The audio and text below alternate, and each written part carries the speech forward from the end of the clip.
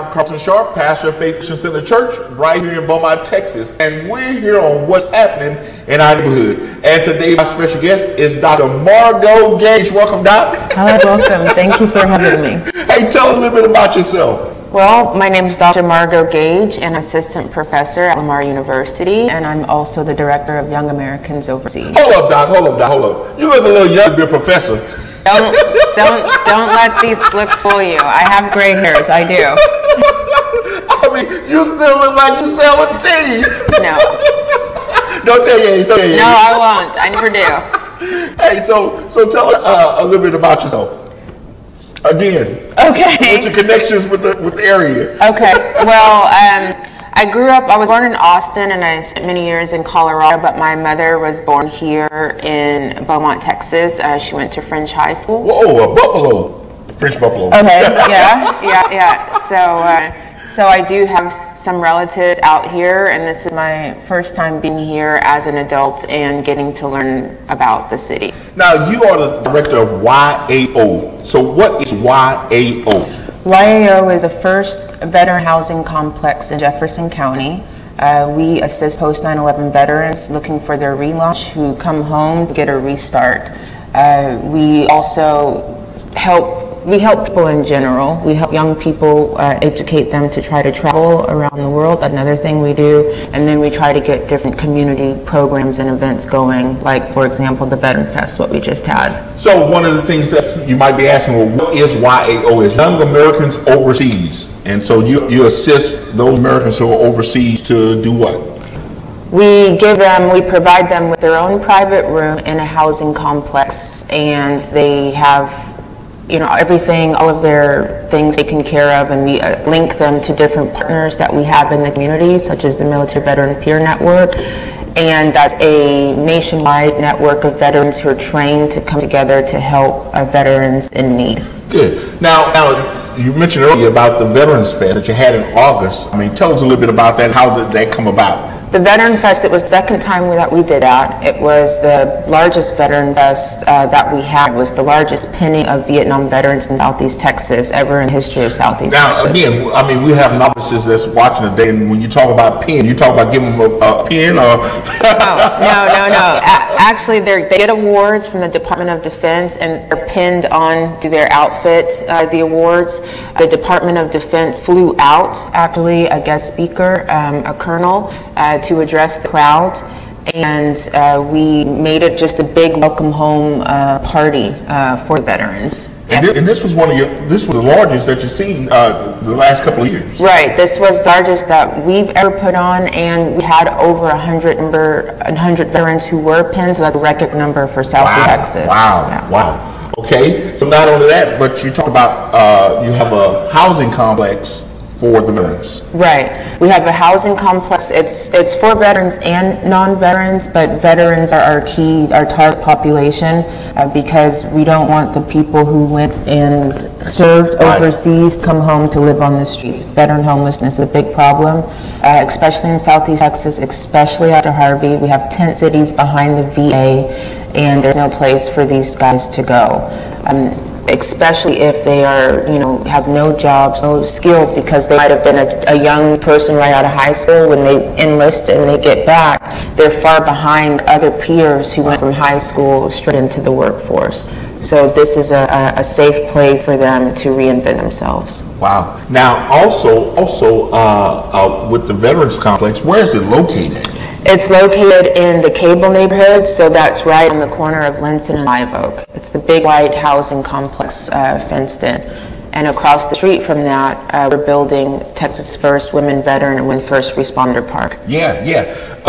And so who can come to the complex, and I mean, how many beds are there, and Well, who come to the complex is the residents, because you have to think of it's their home. So it's not that we have people just coming and going. It's not like a looky-loo. It's not a zoo.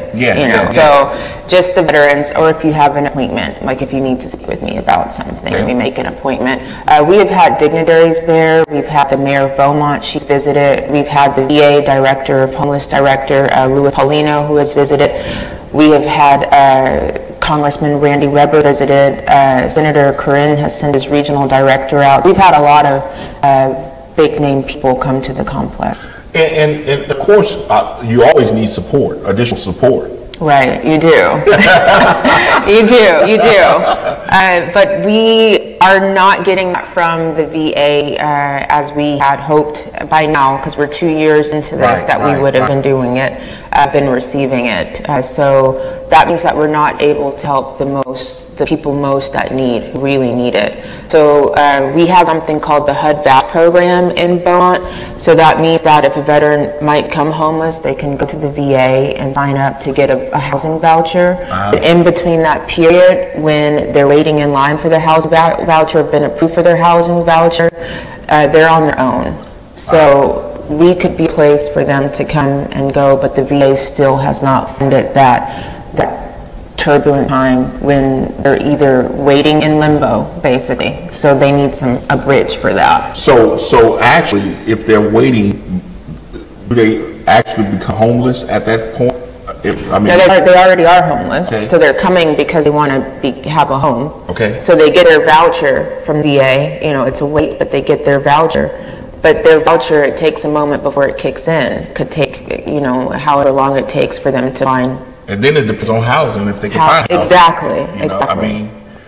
There's a lot of factors that go into that in determining whether or not they can use the voucher. There is. And so, we have attempted to get funding for that, but so far we've been unsuccessful to help provide them that bridge. Now, do you provide counseling? No, we don't do any counseling service on site. That's what the Military Veteran Peer Network is for. Okay.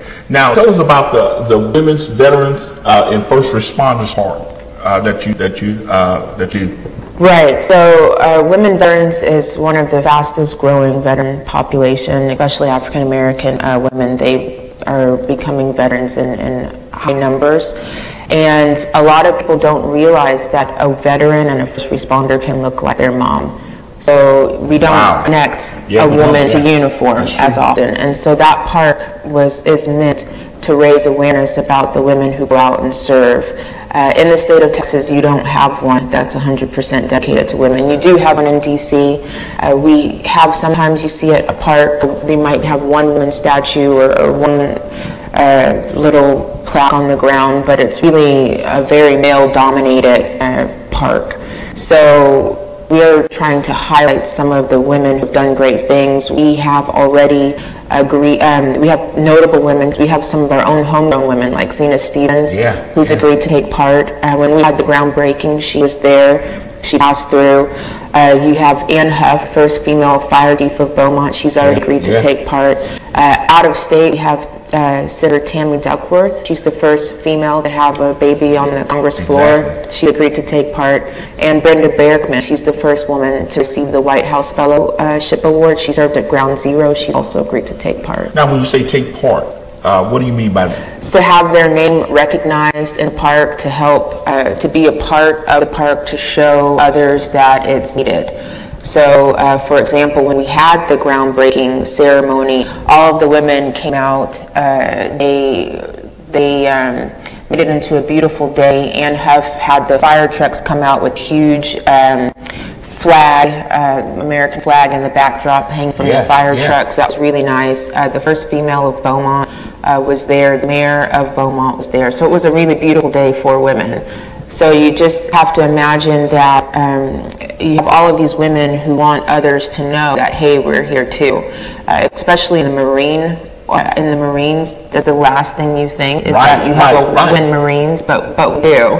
And right here in Beaumont. That would be the last armed forces services that I believe that women would go to. Right. As a Marine. Right. So they're not just your cooks. They're out there saving lives right alongside the men. And so that's what this park, it's very unique to the state of Texas and also to our region. Is what this park aims to do. Now, veterans are very personal to you because, your family background. So tell us a little bit about that. Right. My father was an Air Force veteran. I have a number of aunts and uncles who were Vietnam veterans. And my aunt was recognized at the Veteran Fest. Actually, wow. She did via FaceTime because she lives far away. Technology. So she was there. And my husband is a Dutch Air Force veteran, so I've never served in the military, but this is my way to contribute to the military. Now, when I spoke to you before, you said you were talking about how this is your service because your father actually went into the military. Tell us a little bit about that, because you made a statement before. Right. I said that my father said he served so that I don't have to. He would always say that to me. So I went to university, and that's what I did. That's powerful. Yeah. And we have so many veterans out there today who may be watching today. They actually serve so that we don't have to serve, you know? Because, hey, listen, I salute all of you who serve. I mean, we couldn't have the freedoms we have now if it wasn't for men and women who went to the service to give this right that we have. Right, and we don't think about that oftentimes because we're going about our daily lives and we're buying, shopping, and buying at Starbucks and whatever. But it's absolutely true, and that's what we're hoping, that we can raise awareness about the situation with the housing complex. We're hoping that the VA, they do endorse the facility. Yeah. We're hoping that eventually we will get the funding that's definitely needed in our region. But now, those watching they could donate to the project. It is a 501c3, so they could donate, and we do, for all donations, I don't take a salary. It goes 100% to helping the veterans. If they're donating to the park, it goes 100% to the park. I'm a professor at Needed. I do it because I want to.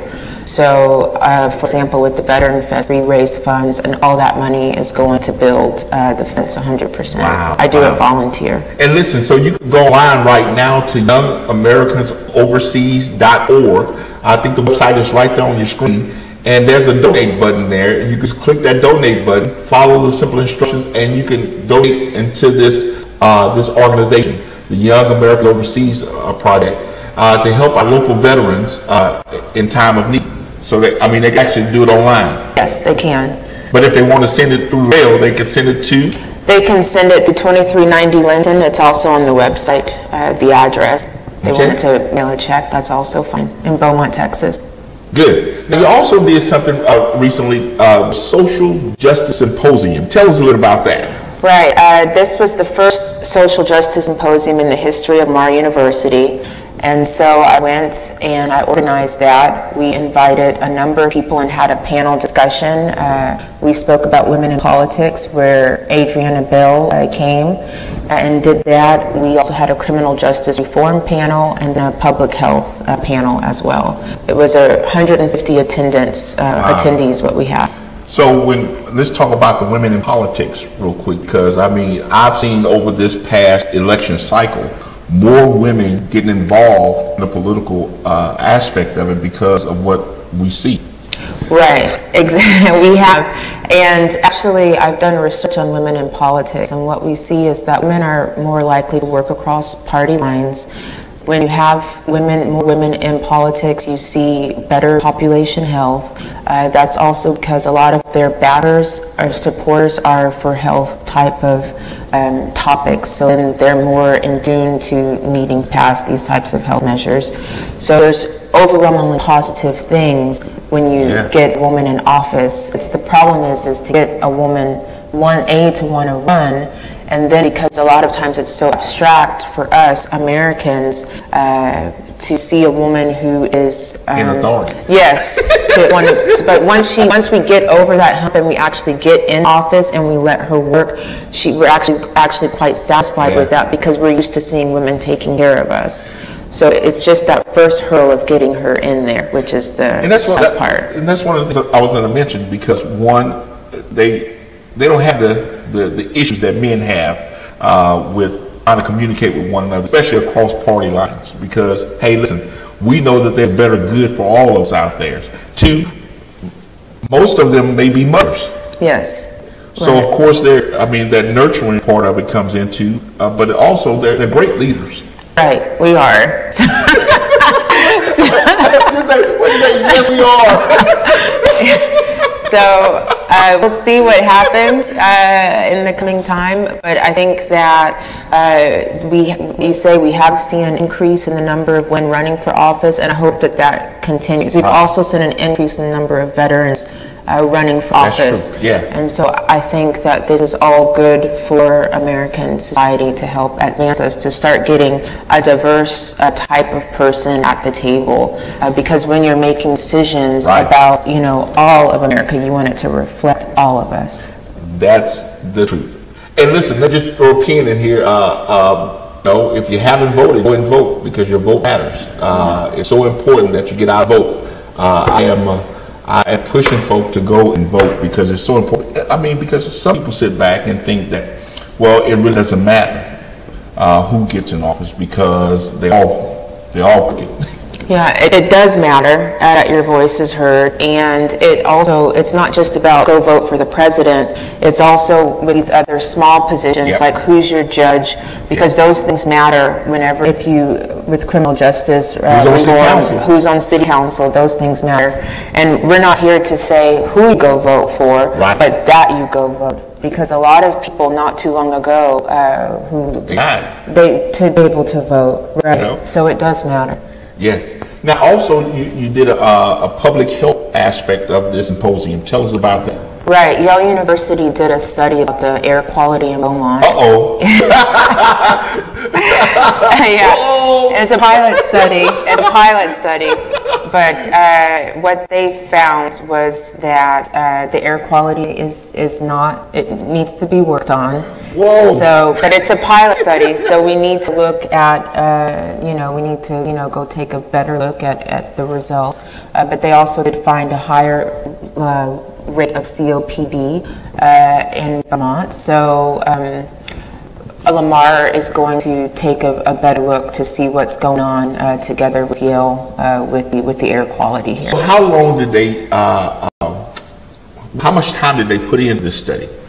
They put in 5 days. They measured the air quality for 5 days, and in that 5-day time, there's a monitor down in the fence line communities, and a lot of times that monitor wasn't working. It's supposed to be working, and it wasn't working. So we need to investigate, why is this monitor not working? That's so close to the fence line community. Now, when you say fence line community, so that's the Charlton Poly, so right outside of the refineries. Yes. Yeah. And I'm sure that's part of the air quality issues, because of all of our refineries in this area. Probably so. A lot of industry here. Yes. So it's a very touchy subject because the industry is a big economic driver in our community, so that keeps money here, but then you also have the environment to think of. So we have to find that balance and an objective look to just see what the results and the numbers show. Okay, so that was the women in politics, the public health, air quality, and the third thing was what? The criminal justice reform. Criminal justice. Talk to us about that. Well, we had different professors come in and speak about the need for criminal justice reform. The fact that a lot of things are unfair of how things are being handled. So again, that goes back with voting. So if you want reform, you need to vote for those officials and judges who are open to reforms. A lot of our sentencing in America is outdated. Yeah. We are one of the number one, we put people in prison. Like we have not the biggest population on the earth, but we put the largest amount of people in prison, typically people of color. So we need to go back and reevaluate our prison guidelines because it's from the ancient era, which isn't relevant for today whatsoever, especially with, for example, I don't know how far you want me to go with that, but what's considered Schedule 1 and not. We have, for example, marijuana, which is in the same classification as drugs as crack, cocaine, and heroin, where you have marijuana, which in different states like Colorado, California, it's legal, but you have people in prison serving 20 plus years for marijuana charges. So this is just disproportionate. So there comes a time we need reform. Well, prison has become big business. It is a big business, yes. I mean, it's when you really look at it, I mean, for an inmate to be in prison, there's a dollar amount associated with that person. Right. When you think that a can of tuna, if you can buy a can of tuna in prison, costs $6. Wow. I mean, come on. And these guys are working for maybe like 1 cent an hour. There's a huge disbalance. And we have the documentary. $6 for tuna? For tuna, yeah. The documentary by... Yeah. Yeah, I don't even know what kind of tuna that is. I doubt it's organic. But the very great, interesting documentary is Ava DuVernay's 13th, which can give you an idea of how our prison system has changed especially since she did it. She did it from when the 13th Amendment, chronicling from then to now. Yeah. But you can especially see with the war on drugs, which was a failure, war on drugs. We should actually have a war on reform is what we need. We have people like Richard Branson, the Virgin Airline guy. Yeah. He's a real big proponent on that. So we're starting to get big names, start to see the human rights as global human rights has put a warning on the U.S. of how we are treating our own citizens. So that's the outside looking in about what's going on. What we are seeing is also medical benefits for marijuana. It helps with Alzheimer's. It helps with for AIDS patients. It helps with cancer patients. So you're seeing a number of things, because actually we have something called the endocannabinoid system, which is naturally in our body, endocannabinoids. That's why it works for us. So how can you outlaw something in such a harsh penalty? Why? And if you look at the history of why it was outlawed, alcohol prohibition stopped. They needed something new. As a man called Henry Allenser took a special, he went specially after the marijuana users, because why? Mexicans were bringing it in, and it was an immigration problem, and they were bringing that in, and so that's why they wanted to stop. But when you look at even our Constitution, it was grown on what plant? Do you know? No. The hemp plant. It was from Presidents grew hemp. I was going to say, well, I did smoke a little bit of it, but but seriously, Presidents grew hemp. It was a big cash crop producer, hemp. But it was textiles, big, and we used it as paper back then. Wow. So we had this entire shift across America, so it's time for that to be over. Now, I think you did a symposium on this, right? On this topic, or you had something that I think it's on the news. I teach a class. Yeah, you teach. Okay, we're not gonna go into all the details today on this show, but you do teach a class on it. I teach a class on it, yes. Okay. And a lot of people don't know. Louisiana State University has a grow center. The University of Mississippi has a grow center, and had for many, many years. They were the only ones to be allowed to grow it. I think they started back in the 80s. Louisiana just got theirs. We have grow center out in Texas, so even here we have it. Yes. So when you have these grow centers and the universities doing, how can you then say to these people behind bars for all these years that that's okay and nobody's doing anything about it?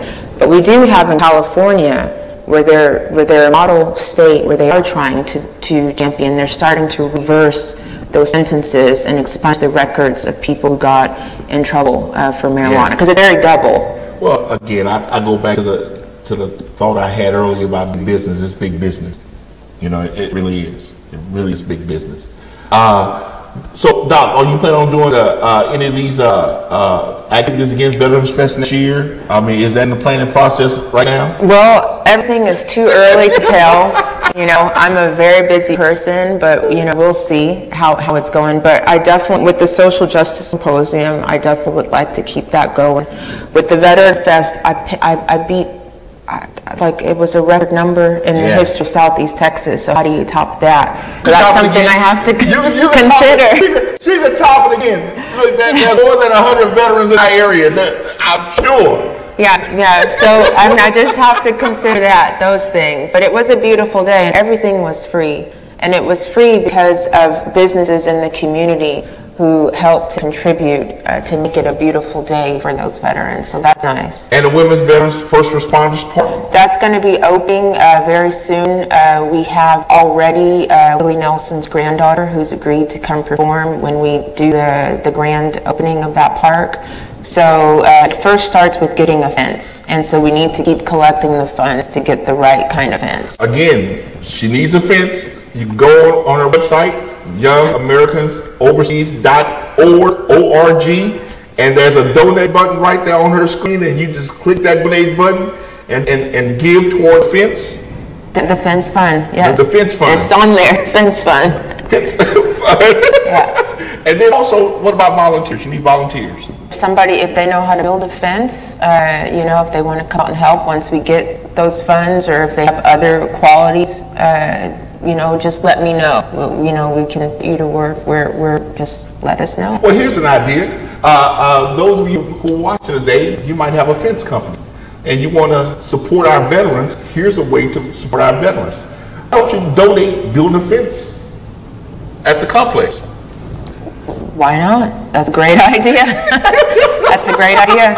And everybody who makes a donation and every company who works with us, they're going to be put on the sign that's a permanent fixture in the park. So they're going to be recognized in that way. Okay. Well, I want to thank Dr. Gage for coming today to share with us all of this great information about Young Americans Overseas, the Veterans Fest, the park, the Women's Veterans and First Responders Park. Talked about the relaunch of veterans, to help veterans relaunch in their lives, the social justice reform symposium that she had with all the different topics. And listen, I'm so grateful that she came to talk about those things today. Hey, listen, if you want more information, let's put her website back on the screen again. There's the website again that you can go to, youngamericansoverseas.org. Here is her, what else you have? Her telephone number. Here's the telephone number that you can have to call her. And there it is right there. Look, it just popped up. Give her a call. I want to volunteer. If you want to donate to the Young Americans Overseas mission and the veterans here in our area, there's the website again. Thank you for joining us today. I want to thank Dr. Gage and thank you for joining us on what's happening in our neighborhood. And we will see you next time on our broadcast.